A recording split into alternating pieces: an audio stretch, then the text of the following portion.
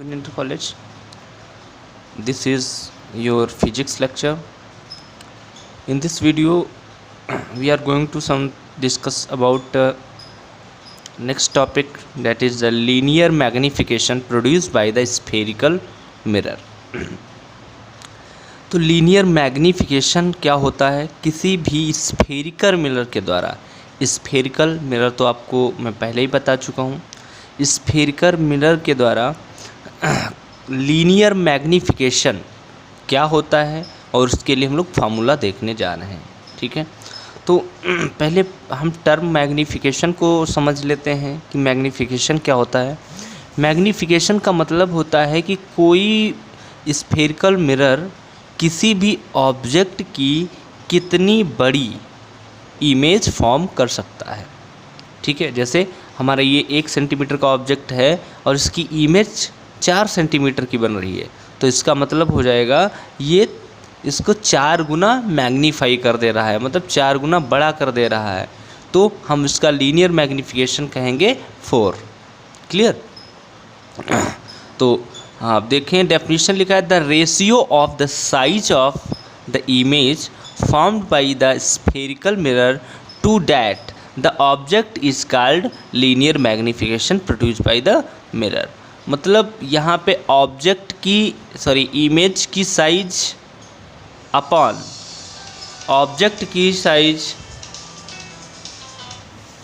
दोनों का जो रेशियो होता है that is known as linear magnification. समझ में आ गया? ऊपर इमेज की साइज अपॉन ऑब्जेक्ट की साइज के रेशियो को लीनियर मैग्नीफिकेशन कहते हैं। समझ में आ गया? It is denoted by small m, m से डिनोट करेंगे, m equals to size of image upon size of object. Clear? अगर हम साइज ऑफ इमेज को i से डिनोट करते हैं और साइज ऑफ ऑब्जेक्ट को o से डिनोट करें तो m इक्वल्स टू हो जाएगा i अपॉन o। क्लियर? तो एक चीज़ और, ये यूनिट लेस क्वांटिटी होती है, मतलब जो लीनियर मैग्नीफिकेशन होता है उसका कोई भी यूनिट नहीं होता है। क्यों नहीं होता? क्योंकि इट इज़ द रेशियो, और रेशियो का कोई भी यूनिट नहीं होता है, क्योंकि साइज ऑफ इमेज समझ लो ये सेंटीमीटर में होगी और अपान साइज ऑफ ऑब्जेक्ट भी क्या है में होगा, सेंटीमीटर में होगा, तो इट इज़ कैंसिल, तो आपको कोई भी इसका यूनिट नहीं मिलता है। ठीक है, m is for all real, for real या इन्वर्टेड इमेज के लिए क्या होता है, पॉजिटिव होता है। m की जो वैल्यू होती है, अगर हमारा इमेज कैसी बनती है, इन्वर्टेड बनती है, यानी वो रियल बनती है, तो उसके लिए हम m के साइन जो होता है पॉजिटिव लेंगे। अगर and negative for the virtual या इरेक्ट इमेज, अगर हमारी वर्चुअल बनती है, इरेक्ट इमेज बनती है, तो उसके लिए हम m क्या लेंगे, निगेटिव लेंगे। समझ में आ गया क्या करना है? इसको वर्चुअल अप साइड अगर बनेगी तो वर्चुअल और डाउन साइड बनेगी तो इन्वर्टेड। ठीक है, तो उसके लिए हम साइन कन्वर्जन देख चुके हैं। ये अगर magnification formula m equals to minus v upon u, इस टर्म में लिख सकते हैं, this formula is valid for both mirror. इसका मतलब हम चाहे कॉनकेव ले लें मिरर और चाहे कॉन्वेक्स ले लें, दोनों के लिए ये फार्मूला वैलिड होता है।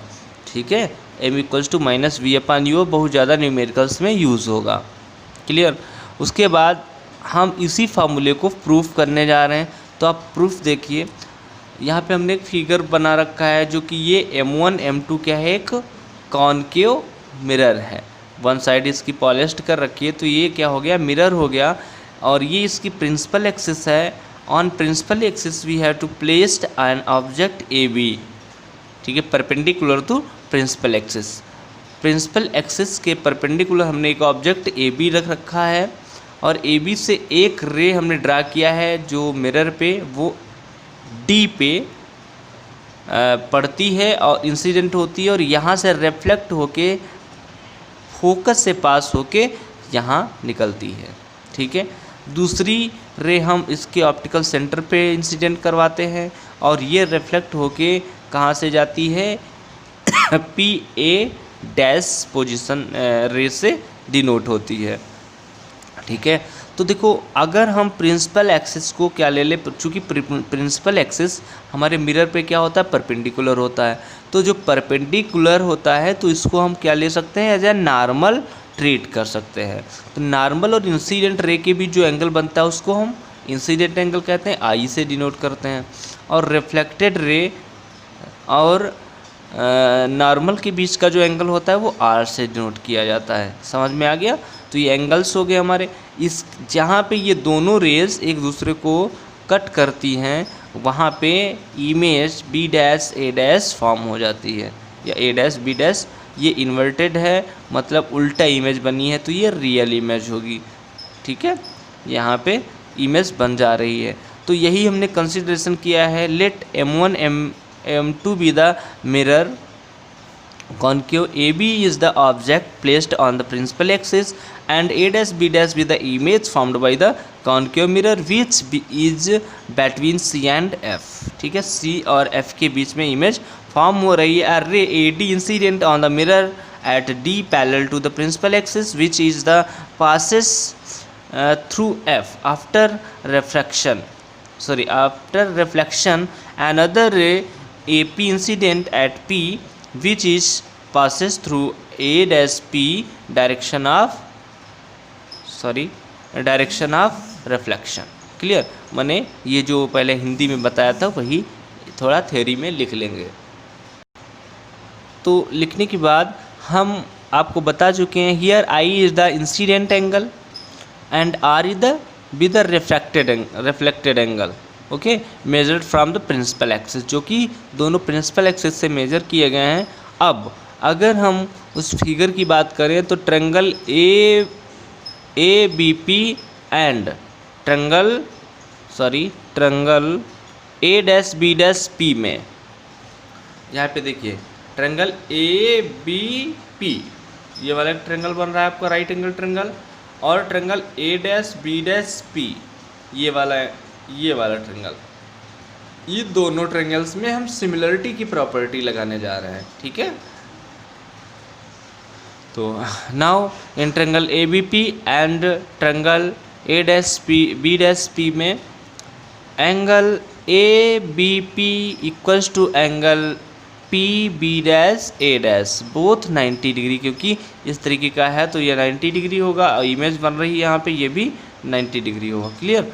उसके बाद angle A P B equals to angle B dash P A dash I equals to R. आपको पता है रिफ्लेक्शन या incident angle always reflected angle के इक्वल होता है। दोनों कंडीशन लगा दी तो दो ये कंडीशन सेटिस्फाई हो रही है, इसका मतलब ये दोनों ट्रायंगल्स क्या हो जाते हैं, सिमिलर हो जाते हैं। बस जैसे ही सिमिलर होते हैं इनकी साइड का रेशियो हमेशा इक्वल होता है। सिमिलरिटी की प्रॉपर्टी होती है, अगर कोई दो ट्रायंगल आपस में सिमिलर हो जाते हैं तो उनकी जो साइड का रेशियो होता है, करस्पॉन्डिंग साइड का रेशियो इक्वल होता है। तो हम लिख सकते हैं A dash B upon A B equals to P B dash upon P B. ठीक है, फिगर से वैल्यू डाल देते हैं। A dash B dash A क्या है आपका आई है, और माइनस इसलिए रहे हैं कि नीचे की तरफ बना है। जितने भी प्रिंसिपल एक्सिस के नीचे की तरफ होंगे इमेजेस उनको हम माइनस नेगेटिव साइन के साथ लेंगे। और ए बी क्या है आपका ऑब्जेक्ट है तो प्लस ओ लिख लेंगे equals to P B dash. P B dash आपका माइनस वी है, माइनस वी इसलिए है क्योंकि सारी की सारी डिस्टेंसेस हम लेंस के इधर मेजर कर रहे हैं, और लेंस के बाईं तरफ मेजर करने वाली सारी डिस्टेंसेस या जिधर इंसिडेंट रे होती है उधर की सारी डिस्टेंसेस क्या होती हैं, निगेटिव होती हैं। तो यू भी निगेटिव है और वी भी निगेटिव है, और आपका पी बी क्या है यू है, ये भी हमारा निगेटिव है। तो ये निगेटिव साइन इस निगेटिव साइन से कट हो जाएगा, तो आई अपान ओ इक्वल्स टू हो जाएगा minus v upon u. Clear? अब m इक्वल्स टू अगर हम इसको क्या लिख सकते हैं, m लिख सकते हैं size of image upon size of object, तो m equals to minus v upon u. यही आपका फॉर्मूला हो जाता है, where i is the size of image and o is the size of object. Clear? आपका फॉर्मूला समझ में आ गया। उसके बाद अगर हम ये चाहें, ये for you can prove same for the convex mirror. अगर आपके पास कॉन्वेक्स मिरर है इस मिरर के लिए भी आप इस फार्मूले को प्रूफ कर सकते हैं। सिमिलर वैसे ही लगाएंगे, taking similar triangle A B B, ये वाला ए बी पी और A dash B dash P को सिमिलर ले लेंगे और फिर प्रॉपर्टी लगा देंगे A B upon something A B upon A dash B dash और B P upon B dash P. ठीक है, ये प्रॉपर्टी होल्ड करवा देंगे और ये आपका फिर ए dash B dash image I हो जाएगा अपान ओ इक्वल्स टू ये वी अपान यू। इस बार वी को हम पॉजिटिव लेंगे क्योंकि इमेज आपके मिरर के पीछे बन रही है, तो इसको हम पॉजिटिव ले लेंगे, बट यू हमारा इधर ही है तो यू को निगेटिव ले लेंगे, तो ये हो जाएगा m equals to minus v upon u. Clear? तो इस तरीके से आपको लीनियर मैग्निफिकेशन का प्रूफमेंट, दोनों प्रूफमेंट आप करोगे अपने SW कॉपी में। Thank you.